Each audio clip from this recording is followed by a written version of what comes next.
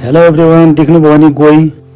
आज हामी गोही बस्ने नदीमा जोखिमपूर्ण हो साथै रमाइलो यात्रा गर्दैछौँ। आधुनिक होइन, जिजु बाजेको पालाको डुङ्गा यो हेर्न सक्नुहुन्छ तपाईँहरू। डुङ्गाको यात्रा रमाइलो भइरहेको छ, तर कता कता मनमा डर पनि लागिरहेको छ, किनकि यहाँ गोही बस्ने ठाउँ। कता कहाँबाट गोहीले अट्याक गर्ने भन्ने मनमा डर। यी हेर्नुबाट पनि अगाडि यहीँ छ गोही। भन्छ नि डरको अगाडि जित हुन्छ।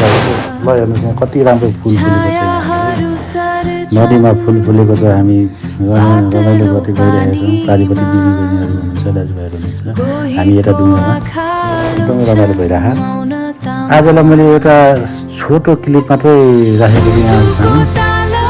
लामो भिडियो चाहिन्छ भने कमेन्टमा लेख्नु होला, लामो भिडियो पनि पोस्ट गर्नेछु। र हामी फर्किसकेका छौँ। दिदी बहिनीहरू दाजुभाइहरू सबैजना डुङ्गाबाट ओर्लिँदै हुनुहुन्छ।